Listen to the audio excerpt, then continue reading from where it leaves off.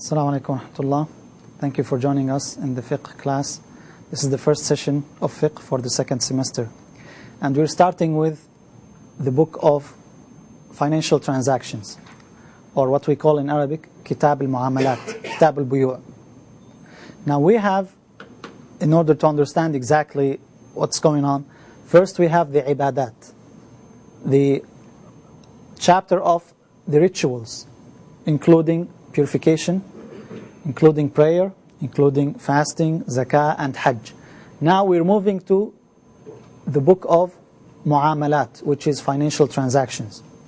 And we're starting with financial, because mu'amalat, dealing with others, it could be financial, it could be other things.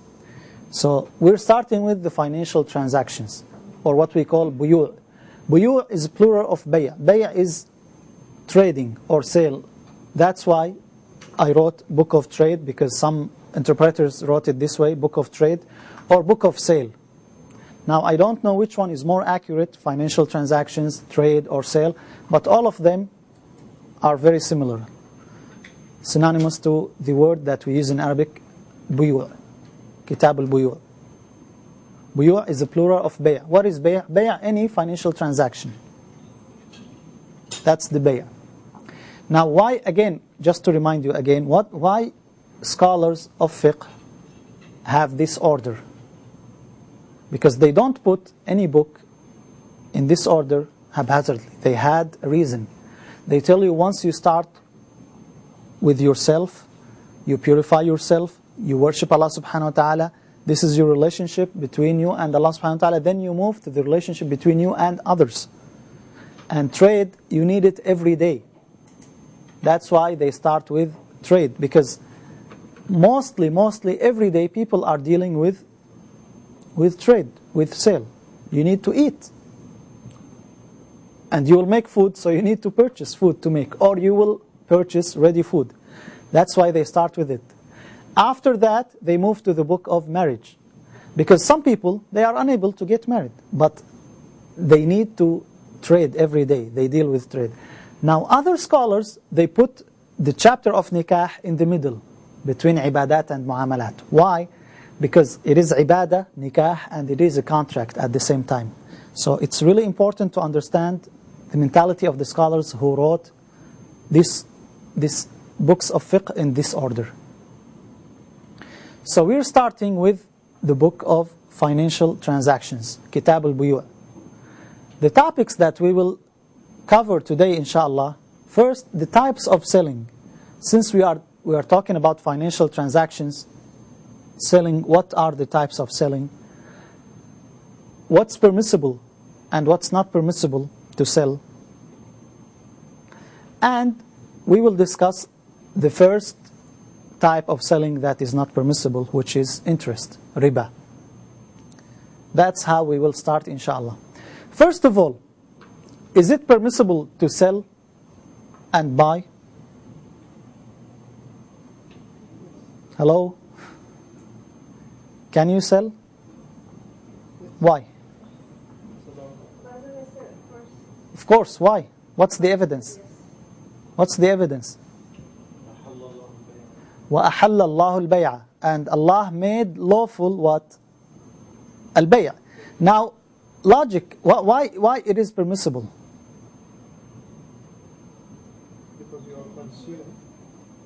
I'm sorry? You need to. Some sort of income. Actually, when you are selling, you may lose. So you may even when you buy, you are paying money. And do you like to pay money or you like to get money? So logically, I mean, when you common sense, I have this thing and you like it. You ask me and I did not give it to you. There is no way to get it. What's the other way to get it? Buying it. That's why it's really important. These things, you may think they are simple, but actually that's the greatness of Islam. It goes with the common sense. Because you will find in some religions some sorts of prohibition in this thing or in that thing, in marriage and divorce, and we'll discuss this inshallah. some religions, they banned divorce. Once you are married, you're stuck with her and she is stuck with you for forever, which does not make sense. So when we say divorce is allowed in Islam, you say why? Why it is allowed? There is a reason. The same thing with selling. If I have something you like and I don't like to give it to you, usually people don't like to give things easily. There is the other way, which is purchasing it. That's why Islam allowed selling. Now, one important thing about the ayah. Of course, this ayah is a principle. وَأَحَلَّ اللَّهُ الْبَيْعَ. Allah made lawful, Allah made selling lawful, or financial transaction lawful, and forbade interest. What do you learn from this ayah? Although it's tafsir issue, but it's very connected to our subject, fiqh. What do you learn from this ayah? وَأَحَلَّ اللَّهُ الْبَيْعَ. Yes. You sell what you have. Well, this could be, implied when we discuss the conditions, but there is a direct thing, an important thing in this ayah. Yes. Your trade should be fair and just. It should be balanced. Your trade should be fair and just. Why? Where do you learn this from? By preventing interest, and you're getting more than you should get. Okay, now we learn that interest is haram. So the unlawful, why it's haram, we will come to it. But it is haram, so your trade has to be fair. Okay, look what Allah said. وَأَحَلَّ اللَّهُ الْبَيْعَ. Allah made lawful what? Trade. What type of trade? That's what I was looking for. Allah did not specify a type of trade that is halal. All types. Al-bay'. All types. It's just like Allah made lawful all types of bay'. وَحَرَّمَ الرِّبَى. Now, He specified a riba. So you have everything halal and riba haram. Of course, not everything, because we will come to know that there are other types are forbidden. But from this ayah, if you wanted to compare, what is halal is more or less than what is haram? What is halal is more. It's not even close.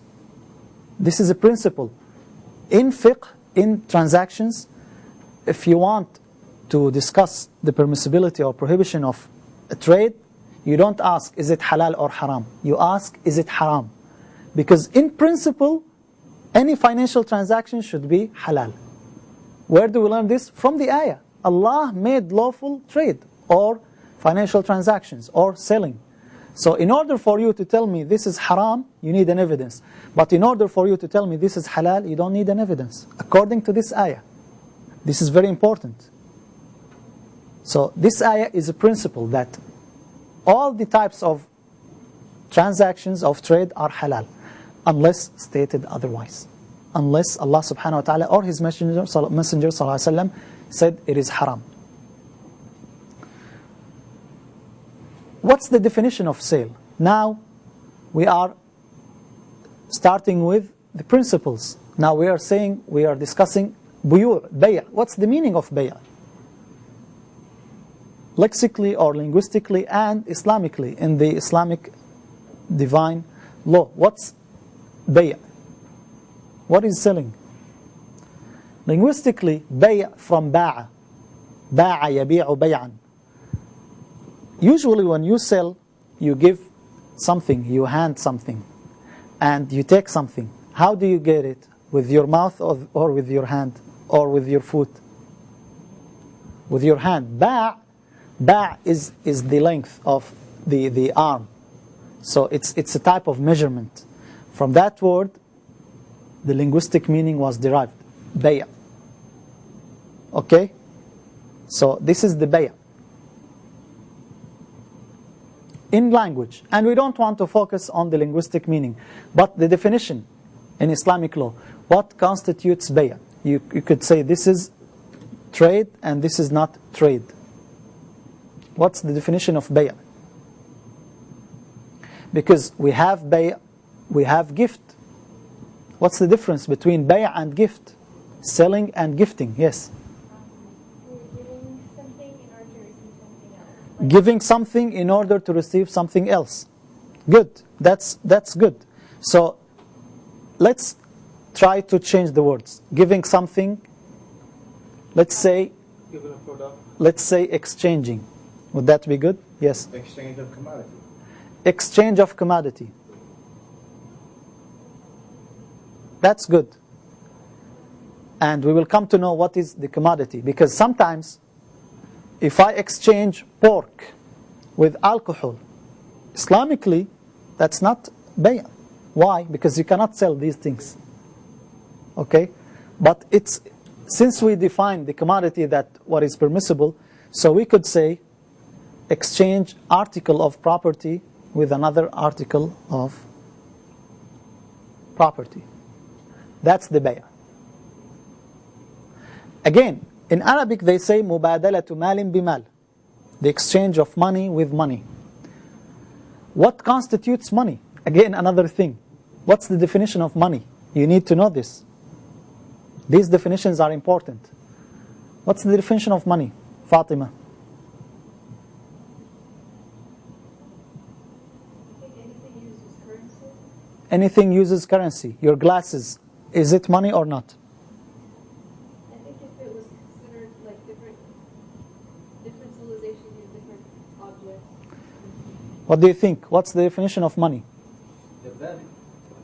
Value. Or maybe it's the common thing that's traded. See, sometimes it's very difficult to define something known. In Arabic, money is anything has value could be exchanged. That's the money. كل ما له قيمة يباع ويشترى. It could be exchanged. So, this remote control is what? It's money. This pen, it's money because you could sell it. The cash is money. Do not think that money only is the cash. Cash is a form of money, just like gold and silver. But you exchange like laptop, anything that could be exchanged has value, it is money. If it does not have value, even if it's a very huge thing, is it money? Like the water of the ocean. Is this money? It could be money. It becomes money when you take it and you sell it. But in general, it's not money because it's not exchangeable things. It has value. It's tricky sometimes when you tell people, is water money or not? Well, it depends. You purchase water and you have free water also. So it depends. Okay, so again, the definition of sale or trade is what? The exchange of article of property. What do you mean by article of property? Money with another article of property. That's the definition of money, of sale. Other scholars in other madhabs, they have different meanings. Now when I tell you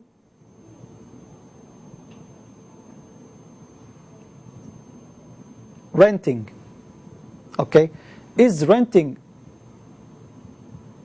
a sale or not? Or what's the definition of renting?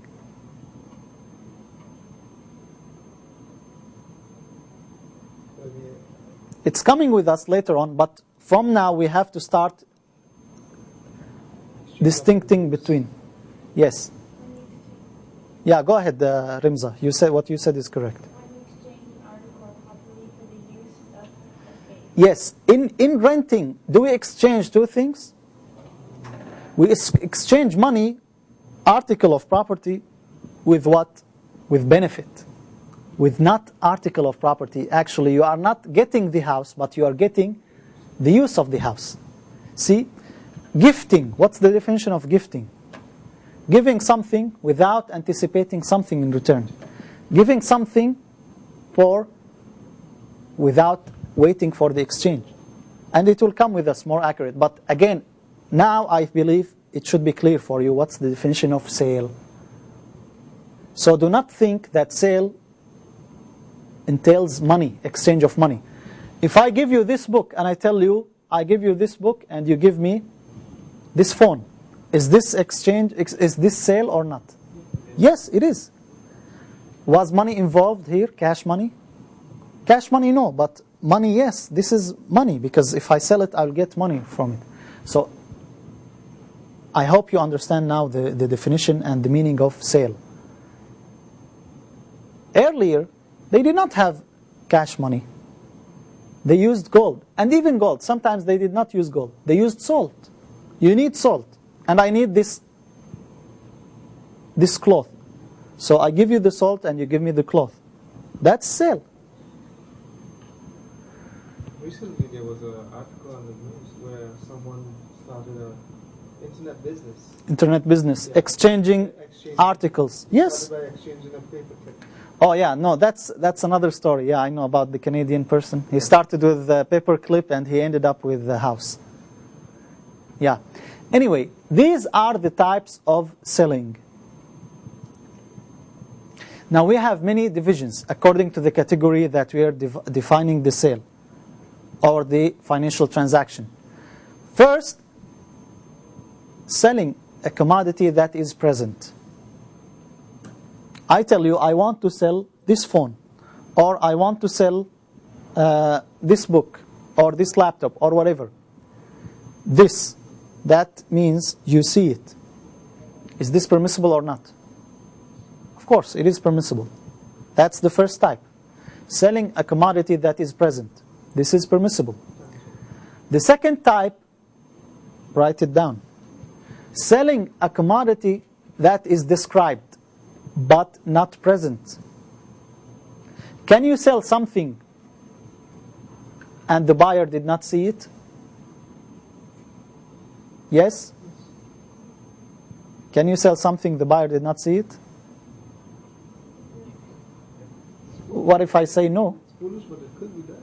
It's foolish. Olivia said like eBay. What? Olivia said like eBay. Like eBay. What about eBay? You see it. Pictures of it. Yes, eBay is like number 2. What I asked is a broad question. If you say yes, I could tell you you're wrong, and if you say no, I could tell you it's wrong. It depends. When I tell you selling something you did not see, you have to ask me, was it described or not? Okay, if I tell you there is a car, the make is Porsche, the model is Carrera, whatever, and the color is this, and the mileage is that, and the condition is so and so. Can I sell this or not? Yes, I can. Why? Because you know what I'm describing, right? Do you know or you don't know? eBay, when they tell you this is a wireless navigator for PowerPoint, these are the features. Can you sell it or not? Yes, you can. Why? Because it is described precisely. So is this permissible or not? It is permissible. However, the third type, selling a commodity that is not present. It's just like the same one. No, not present and not described, or described differently. Now let's tell you, I am selling you a Porsche, Carrera, silver, the mileage is 50,000 miles. And you say, I accept. I pay you cash, $100,000. You go and you find out that this car is not Porsche, it's Volkswagen. And the mileage is 200,000 miles. And the color is yellow instead of silver. You already paid the money, and I told you I sold it. Is this valid? No. So even number 2, you have to stipulate that according to the description it was given. Nowadays, when you describe something and it's known what it is, then the selling is permissible.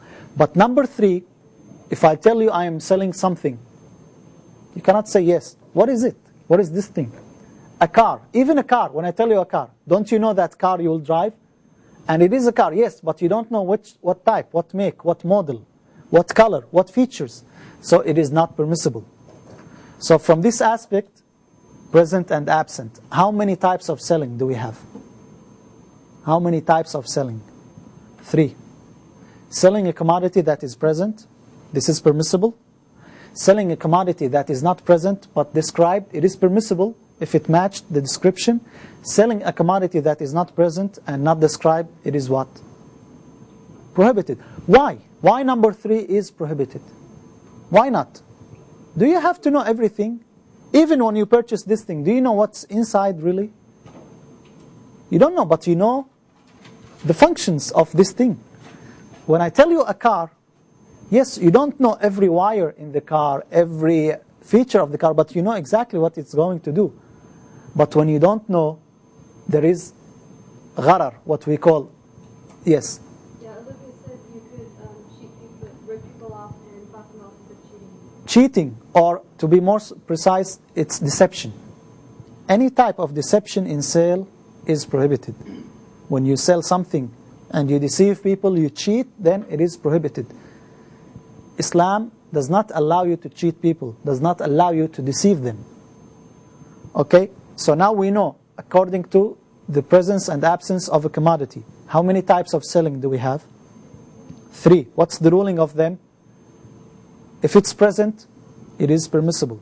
If it's absent but it's described and it matched the description, then it is permissible. If it's absent and it's not described, then it is what? Prohibited. Okay?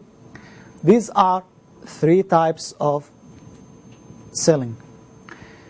Now, the conditions of transactions, the financial transactions or the selling. When you sell something, what are the conditions? What are the conditions? We have 5 necessary conditions, or actually pillars, 5 necessary pillars, corrected, 5 necessary pillars. In each transaction, we have 5 necessary pillars. The seller, can you sell something without a seller? There has to be a seller, right? What if I got this and I don't know who it belongs to? That's not selling.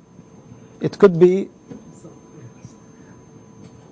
taking something, robbing or whatever, but it's not selling. So this is the first pillar, the seller. The second pillar, the buyer. There has to be a buyer. Otherwise, there is no transaction here. The price. Price. What about free? When I tell you this is free. It's a gift. What about 0? Isn't this a price? What do you think? Well, it could be. I mean, we don't want to go in a sophisticated argument, but it could be a price or it could be a gift. So it's not. So it has to have a price. What if I tell you I give you money and you take this? We're coming to these complications. Number 4, the article purchased. Now, if there is nothing to exchange, is there any selling? No, there is nothing to exchange. And number 5, the offer and the acceptance. I tell you, I sell you this and you tell me I accept.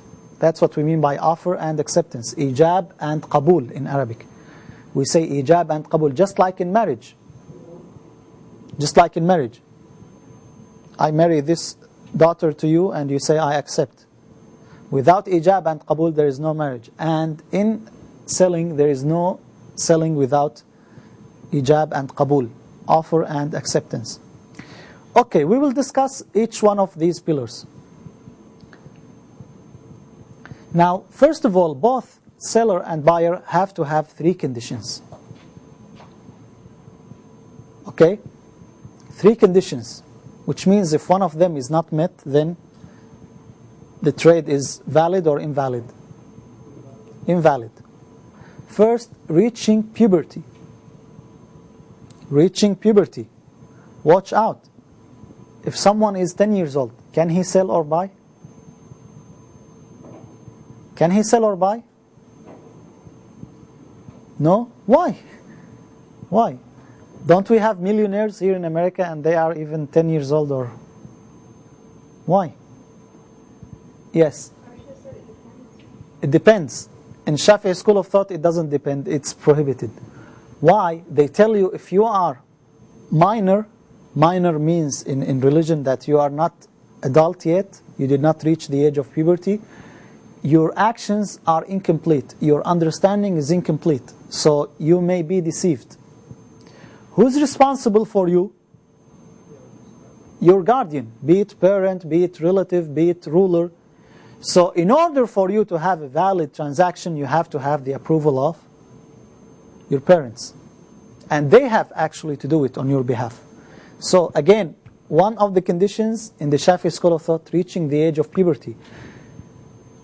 Other schools of thought, and again, I don't want to discuss them, but just to give you an idea, like in Madhab of Imam Ahmad rahimahullah, they say this is not a condition. Like, if you are 10 years old, you don't need a permission to go and purchase gum, to purchase a cup of coffee.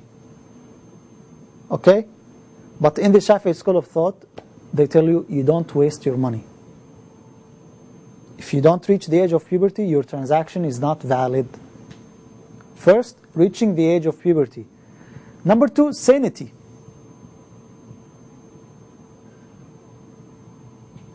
The insane cannot buy or sell. Number three, the consent. Can I tell you, this laptop worth $500. I'll give you $200 and I'll take it. And you say no. And I tell you, no, the transaction is valid and I took the laptop. Is this called selling? Is this called selling? No. Why? Did you agree? You don't agree.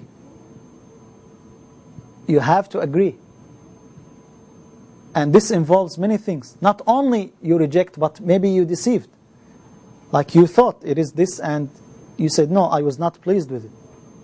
And there is a choice that's coming with us, inshallah. You have a choice after 2 days. So you have to agree on the selling. Both of you, the buyer and the seller. Their consent is necessary. Otherwise, the selling is not valid. Is this clear? These are three conditions pertain to whom? The buyer and seller. Next, conditions of the article that is sold, the commodity, the merchandise. There are conditions. First, how many conditions do we have? Three. The same thing. We said the buyer and the seller, they have to have how many conditions? Three. The same thing for the article, the commodity, the merchandise. Three conditions. Number one, it has to be ritually pure. Ritually pure. What do we mean by that? Can it be something forbidden? Like what? Can you sell pork? No, you cannot. Can you sell alcohol? This is a debatable issue. It depends. Not in the Shafi'i school of thought. Shafi'i. Why? It is impure. Can you sell what someone defecates? No. Why? It's not pure. Can you sell impure water?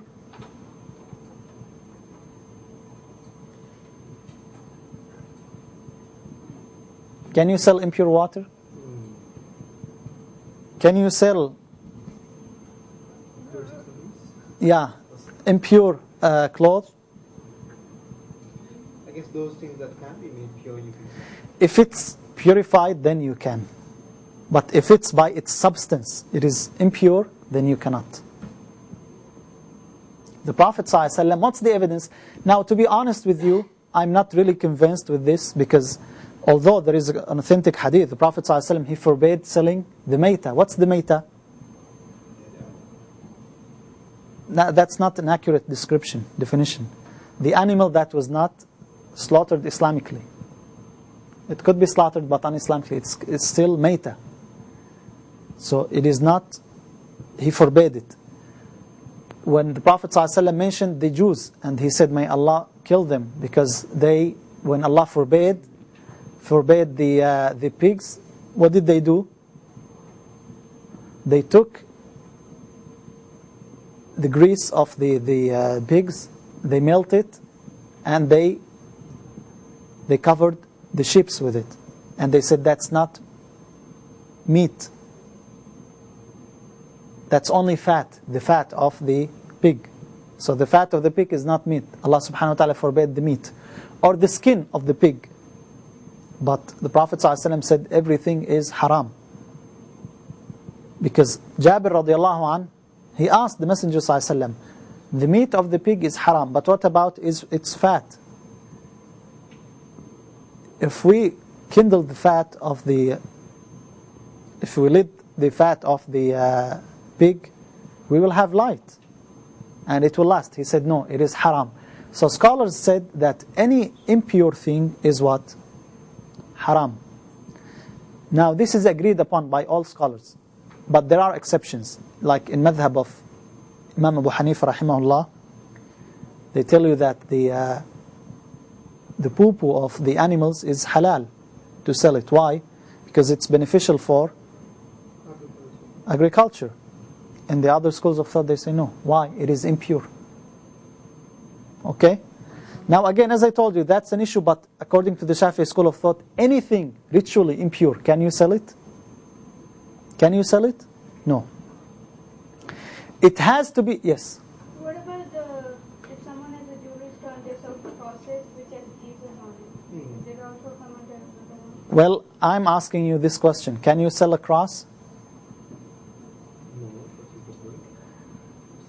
Yes. According to these conditions, you can't. According to these conditions, you are selling a cross as a gold or as a cross. If you are selling it as a gold and you know you melt it, it's gold.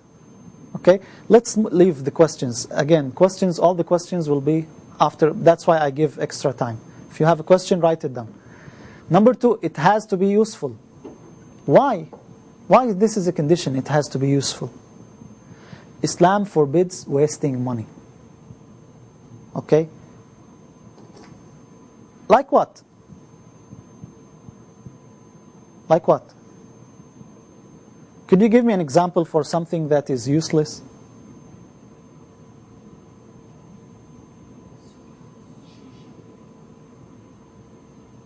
Yes. Chewing tobacco. Chewing tobacco. Why? It's not, it has no use. Yes. Rizki said arts, and also Fatima said... Arts like what? She just said art in general. Fatima said a very expensive showpiece, and Archie also said maybe things for decorating the house. Things for decorating the house. It depends actually. But I'll give you a clearer example. Like eyelashes. Okay? I sell you 5 eyelashes. Why? That's it. They are small and there is no use. Can you buy this? Yes. Why? They sell it. I don't care what if they sell it or not. But it's not useful, so it's for the... I'll ask you one question, more clear. Cockroaches. Yes, for a reason. Scorpions.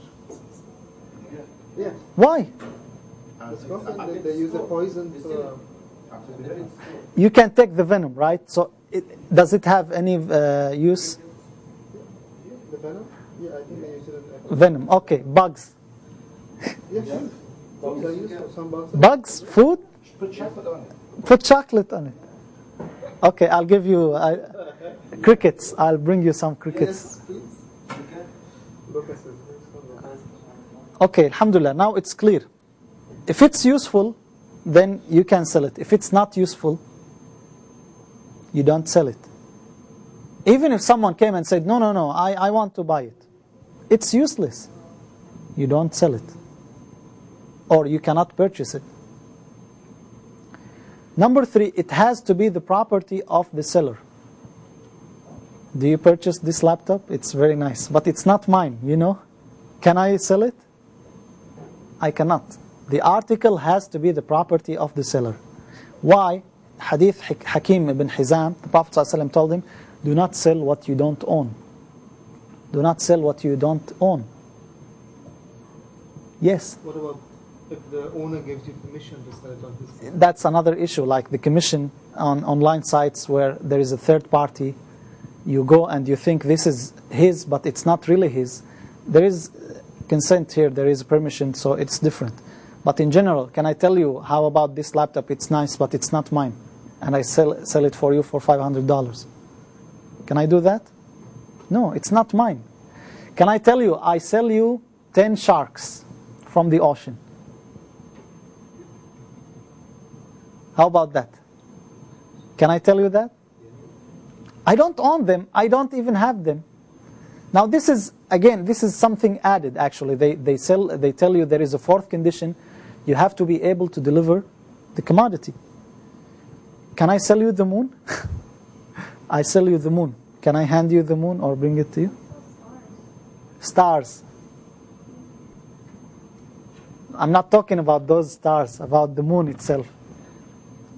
Okay, so is it clear now? There are things that, there are conditions in the commodity. First, it has to be ritually pure. It has to be useful. So there is a reason why you are selling it, why you are purchasing it. And it has to be yours, not someone else's. You could deliver it. Now fish, is it useful? Yes, it is. It's nice, you could eat it. But it's in the sea. You know what? I sell you 10 fish from the ocean. Go catch it. Okay. It's not permissible to sell an impure article or a useless one. As we said, if it's or undeliverable. If I cannot deliver it to you, then I cannot sell it. But what if I cannot deliver it, but you can take it? Yes, scholars say you can in this case, because it's just like delivered. I cannot deliver it to you, but you could take it. So eventually you got it.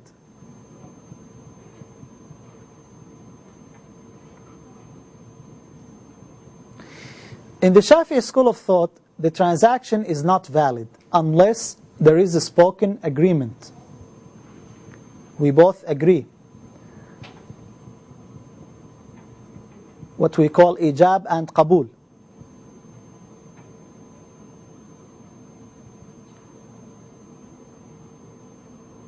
There is a famous type of selling in Arabic called bay' al-mu'ata. Mu'ata from yu'ti, give. The giving selling. What do we mean by that?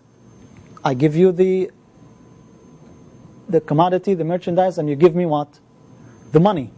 Now, did we exchange approval? It's silent approval.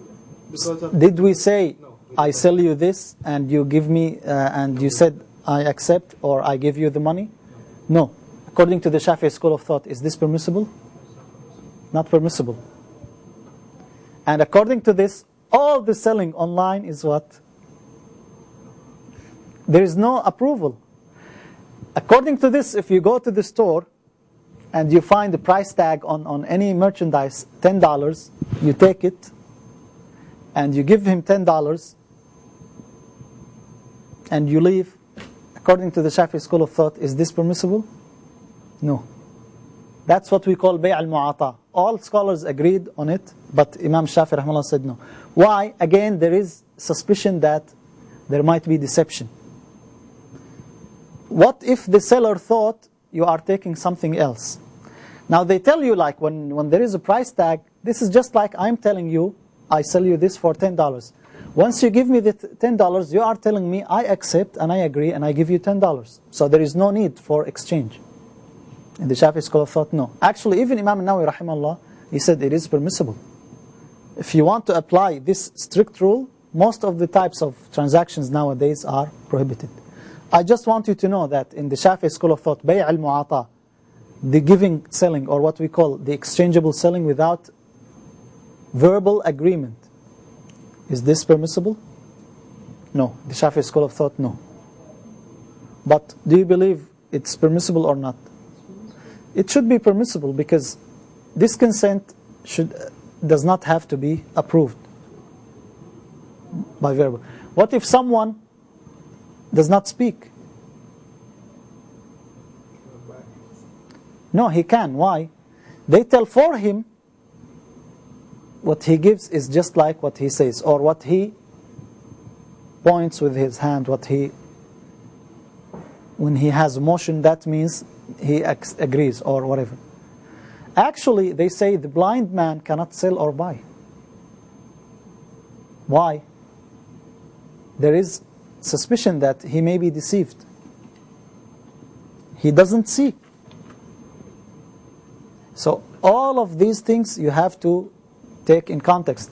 At the time of the Messenger ﷺ, as I told you, now we are starting with real fiqh, means you have to apply the rules on the incidents. At the time of the Messenger ﷺ, there were no like each specific incident that this is permissible and this is not permissible. Scholars try to derive the rulings from the guidelines, the principles. That's why this is where real fiqh, when they tell you we need an evidence, the evidence does not mean only ayah from the Quran or hadith from the Sunnah. It could be qiyas, it could be aql, analogy, it could be many things. So according to the Shafi'i school of thought, they tell you we have a guideline that deception is prohibited. So any type of selling involves deception, kind of it is prohibited. And in bay' al-mu'ata, we don't know. There has to be verbal approval, offer and acceptance. Just like in marriage. In marriage they say the silence of the woman is just like her approval, especially if she did not marry before. But the husband, he has to offer and to say, I want to marry you, or I accept. So they tell you the same thing. So again, this is bay' al-mu'ata, giving the seller the price and taking the merchandise without speaking. This is in the Shafi'i school of thought. This is not permissible. A clear example, like if you have a stack of papers, and we know how much is the paper, $1.50 or $half, and you know this is the coin where you put the money and you take it. According to the Shafi'i school of thought, is this permissible? No.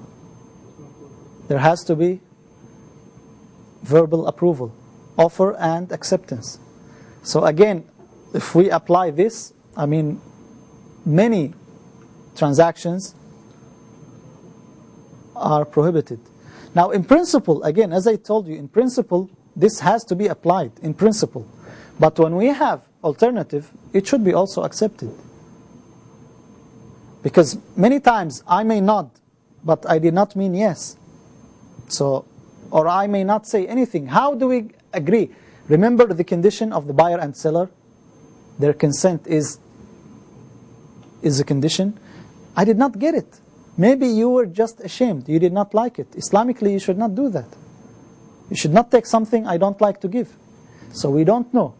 So there is a valid reason why they said it's prohibited. But again, I believe what the majority of scholars said is correct.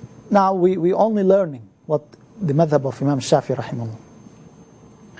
So now we are moving to an important issue, which is the interest. Ar-riba. What's the definition of interest? Linguistically, lexically, what's the interest?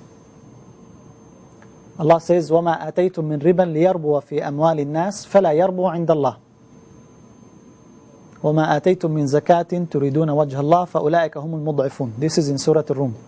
What's the definition of interest in language? Yes. Is it the purchase of money? No. Language, linguistically. It doesn't involve any money yet. What Bazigha says? In increase. Increment, exactly. The interest, riba, in language means increment. That's why in Arabic we say rabwa. Rabwa is like hill. Like hill. Why it's called rabwa? It's higher. It's increased in land. That's why it's called rabwa.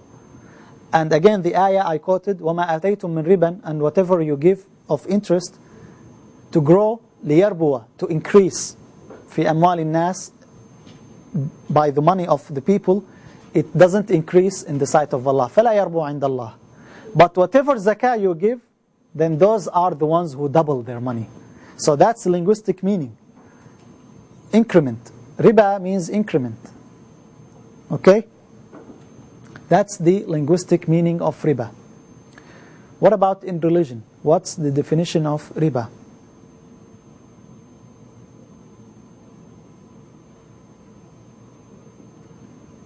Yes. Is it when you trade the same commodity for the same commodity, like money for money or the dates? That's when I trade commodity for commodity. That's what? That's selling. The same commodity. Yeah, the same commodity. I give you 100 grams of gold, and you give me other 100 grams of gold. That's not. Oh. That's what you said. Same commodity. Yeah. Okay. Yes. It might be a partial definition, but Partial definition. Go ahead. an Exchange of commodity commodity in which the price in which the price is not is not it's not static. is not static. It's going to keep changing. It's keep changing. That's good attempt, but keep changing itself is not accurate, because what if it's not increment, it's decrement? Is it interest? Do you have a definition? When you exchange commodity Uh-huh. and the price that you pay for it increases or varies. Well, when you exchange commodity and the price increases, what if I take a loan? I did not exchange any commodity, but it's still riba. When I take a loan and I pay it with increment. Actually, definition of riba is very difficult, and it's different from a madhab to another madhab. And in the Shafi'i school of thought itself, they tried to include all the types, and it came with a very difficult definition. Look at the definition.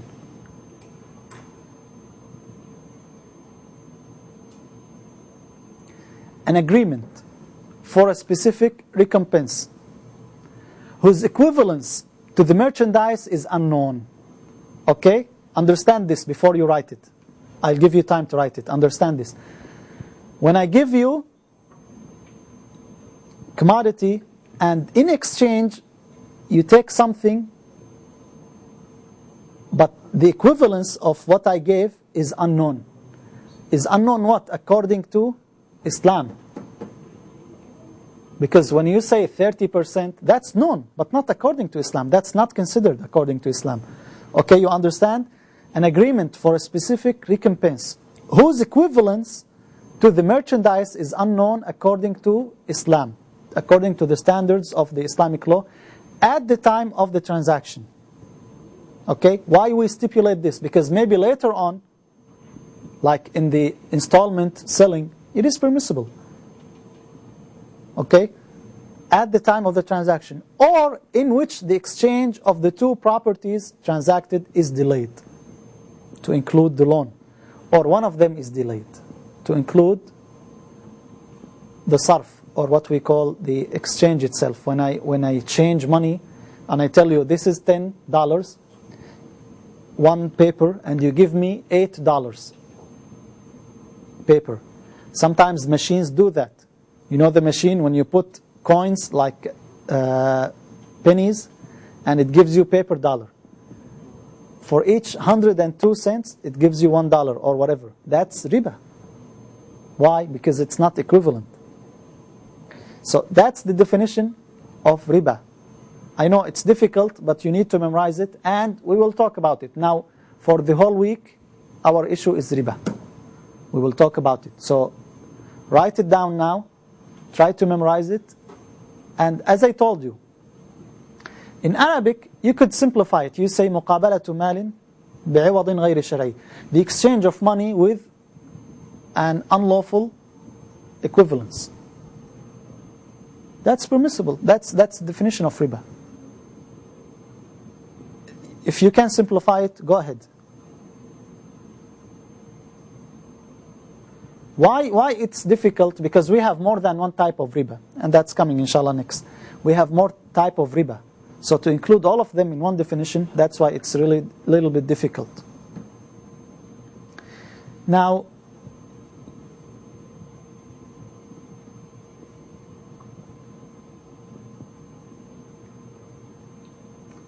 Is riba good? Is interest good?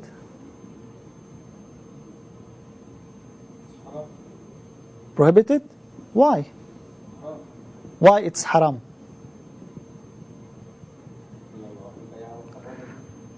Islam forbids interest?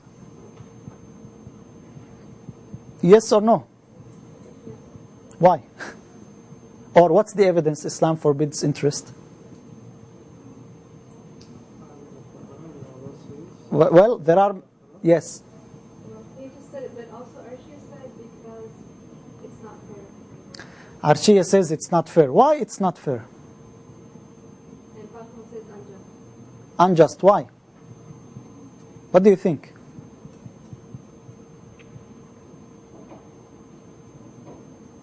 What do you think? Yes. Makes the people that have money richer and the people that are poor poorer. It makes the rich richer and the poor poorer. Yes, many times that's the case. But on the society as a whole, it's very, very destructive. Now let me ask you this. You take from me $100 and I charge you interest how much? 150, let's say, or 120. Why? Why I charge you 20% extra? Because you use the money. You use my money to make money. Exactly. I anticipate that what you are going to do, you are going to get money, right? What if you did not get the money? You still pay.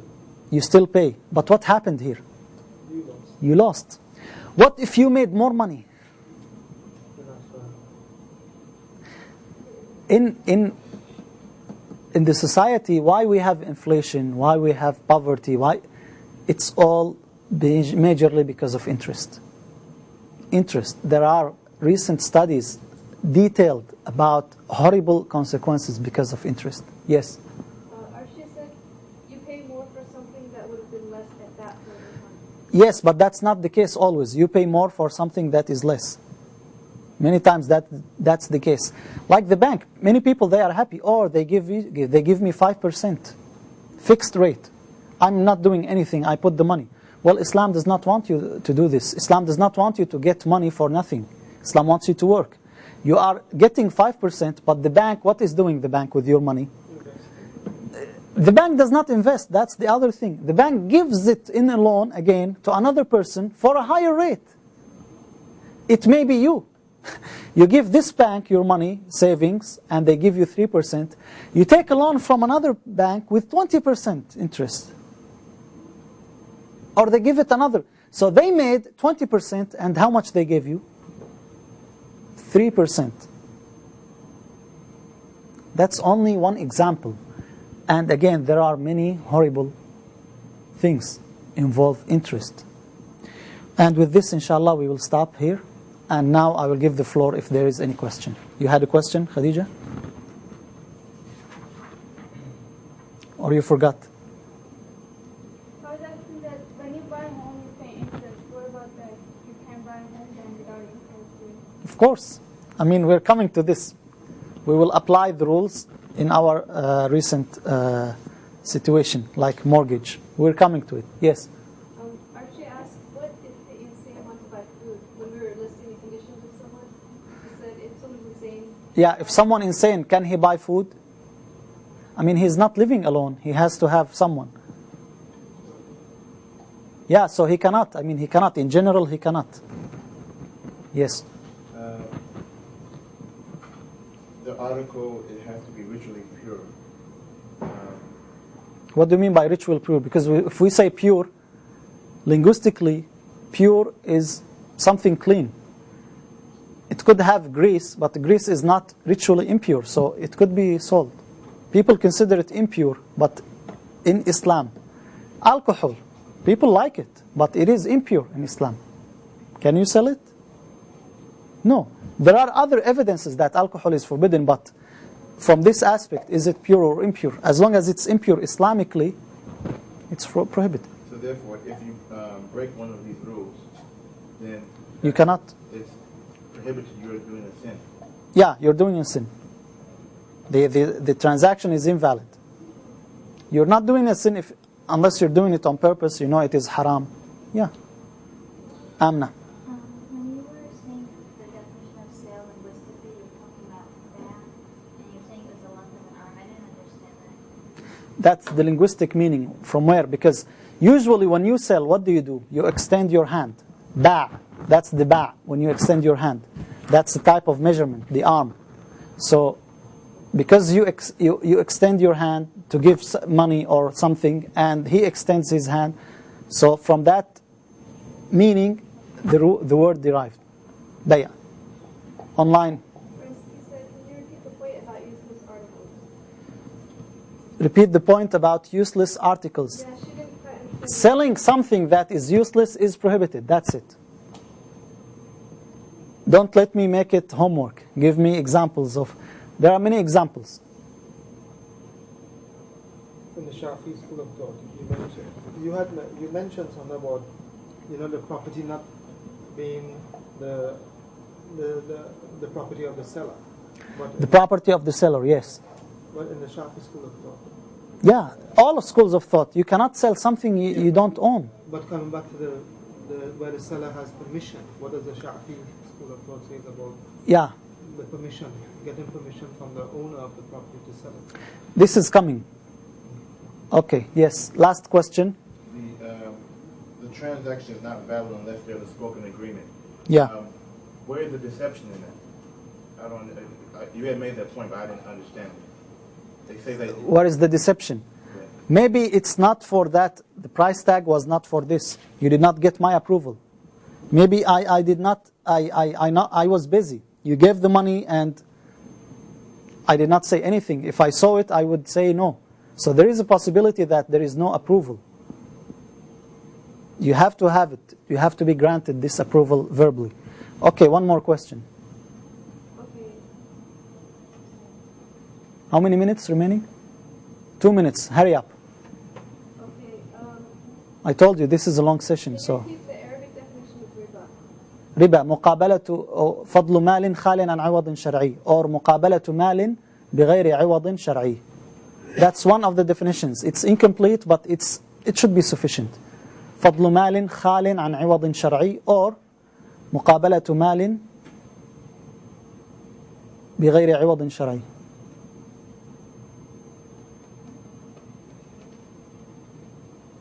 Okay, with this we will end our session inshallah, and we'll have the break. Assalamu alaikum.